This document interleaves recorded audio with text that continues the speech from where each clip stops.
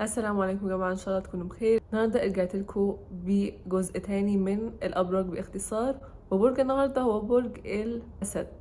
ولكن قبل ما ابدا تاكدوا انتوا عاملين لايك وسبسكرايب على قناتي وفعلين الجرس، وخلينا نبدا.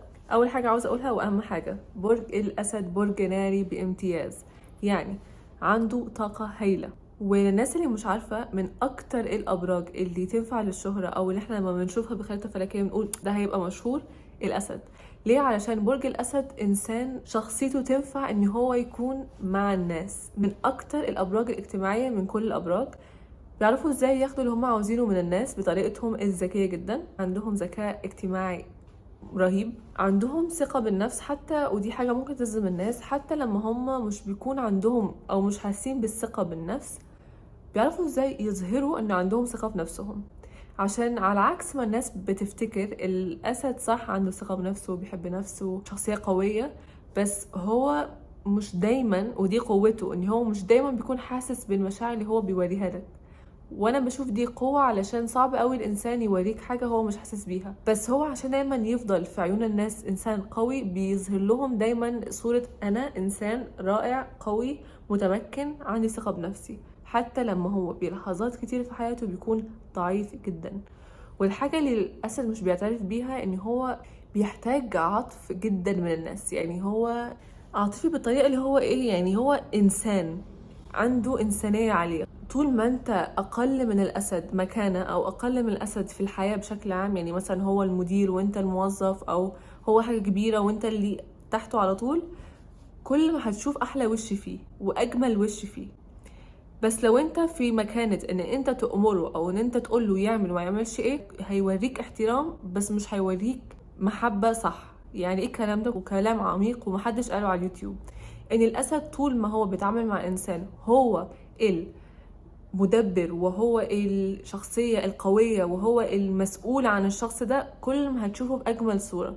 كل ما انت اعلى منه مستوى او اعلى منه مكانة، كل ما هتشوف وش مش هيعجبك. ليه؟ علشان الأسد في الحياة بيمر بتجارب كتير بتحسسه قد ايه مهم الإنسان يحارب علشان يكون هو أقوى واحد في العالم، وقد ايه الإنسان لو هو مش قوي فهو بيتداس عليه، وقد ايه العطاء الزايد، عشان الأسد معروف ان هو كريم، قد ايه العطاء الزايد بيجي ضده وازاي بيأذيه، فبيوصل لمرحلة ان هو ما بيحبش يدي وعطاؤه بيبقى محدود.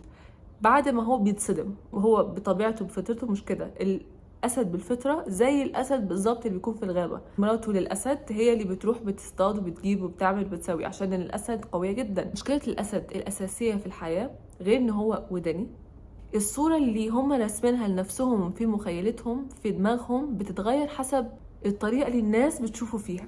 يعني لو انا مثلا دلوقتي، نعتبر ان انا مثلا اسد دلوقتي، وانا ماشية في الشارع، لو انا كنت حاسة ان انا شكلي حلو ولقيت حد بيبص لي بنظرة وحشة، انا هبص لنفسي بطريقة وحشة. دي مش قلة ثقة بالنفس، دي يعني ان انت تحط اهمية زايدة على رأي الناس. علشان الاسد زي ما قلت لكم اجتماعي وبيحب الناس، فهو عشان بيحب الناس هو عايش عشان مش يرضي الناس، مش كده، بس بيحب يحس ان في ناس كتير حواليه، فهو عشان يخلي الناس حواليه لازم هو يعجبهم بشكل او باخر. بيعجبهم ازاي؟ ان هو بيسمع الكلام اللي هم بيقولوه. لو حد بيقول له مثلا انت كده شكلك مش حلو اعمل كده، لو حد قال له اتغير بيتغير عشانه، عشان الشخص. فاللي بيحصل في الاخر بيحصل معاه للاسد من جواه احساس بالكره او بالغضب، ان انا غيرت نفسي كتير، طب انتوا ما تستحقوش التغيير ده. ودي الحاجه اللي محدش بيفهمها في الاسد، ان الكره والغضب اللي جاي منه مش عشان هو شخصيا، يعني انا شخصيا، عشان الاسد حاسس ان انا غيرت نفسي مثلا علشانك. طب انت ما غيرتيش التعامل معايا، انت زي ما انت معايا. عشان الاسد، معظم الاسد مش كلهم بس في منهم كتير بيتعرض للاستغلال المادي بالذات، علشان الاسد من اكرم الابراج. ولكن انا سمعت كتير جدا في اليوتيوب بتاعي ناس بتعلق وبتقول لي الاسد مش كريم، الاسد بخيل. يا جماعه الاسد انتوا قابلتوه ده راجعوه بقى، اعملوا شوفوا الابديت بتاعه القديم امتى اتعمل. عشان الاسد بالفطره زي ما قلت لكم كريم، بس الاسد بيتاثر جدا من الناس. قلت لكم الناس اكتر حاجه بتاثر فيهم، اكتر حتى من العيله. يعني الاسد بيحب العيله جدا، اكيد عنده ولاء رهيب لعيلته مفيش شك، بس عنده برضو زي ما العيله مهمه، الناس مهمه في حياته. مش شرط الناس دي تكون اصدقاء، لا ممكن تكون بس مجتمع، يعني مجتمع بسيط. يعني هتلاقي ان هم دايما بينشروا على السوشيال ميديا، عندهم كده ناس حواليه، مش لازم يكونوا اقرب الناس ليه وعنده صحاب كتير، مع ان معظم الاسد هتلاقي عنده صحاب كتير، بس دايما بيحب يحس بالناس باللمة. عشان كده لو انت عاوز تخلي اسد يحبك، دايما حسسه باهميته، حسسه بجماله كده، بفخامته كده، حسسه انه انت ما تقدرش تعمل اي حاجه من غيره، ان هو اهم حاجه في العالم في الحياه كلها، حسسه ان هو كل حاجه بالنسبه لك عشان تكسبه. بس انت لو عاوز اسد يكرهك، حسسه ان انت اقوى منه، وان هو ولا حاجه بالنسبه لك، وانك تقدر تعيش عادي من غيره، وان هو اي حاجه بيقدمها لك مش مهمه. دي اكتر حاجه ممكن تخليه يكرهك. الاسد سهل جدا التعامل معاه، كون صريح معاه بس بحدود، ما تجرحوش، عشان الاسد عاطفي جدا جدا جدا جدا على فكره، ولازم يبعد عن اي حاجه بتخليه ان هو ايه، مثلا زي السجاير زي الحاجات دي، لازم يبعد عنها، عشان ما عندوش القدره على ان هو يسيطر على الشهوات اللي عنده، عشان هو بالطبيعه انسان ناري زي ما قلت، وانسان طاقته هي اللي بتحكمه. بس باختصار، برج الاسد برج كريم، لطيف، خفيف الظل، بس دايما بيختار الناس الغلط ان هو يعاشرها ويكون حواليها، وهم اللي بيسمموا على فكرة، هم اللي بيسمموا الشخصية الجميلة جدا اللي موجودة جواه على فكرة، واللي هي بتكون موجودة وبتشوفها اكتر حاجة هو طفل.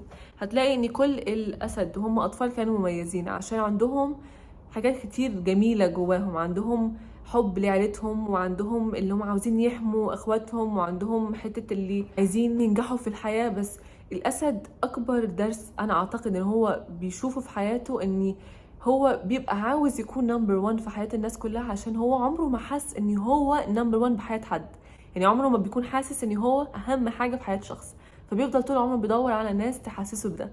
فده كان الاسد باختصار. لو عاوزين اكتبوا تحت في التعليقات معلومات زيادة عاوزين تضيفوها، او حاجات ممكن محدش يعرفها عن الاسد، وهحط لكم هنا البلاي ليست اللي عملته عن برج الاسد. وزي ما اقول في كل فيديو، ان شاء الله اشوفكم على خير. مع السلامة.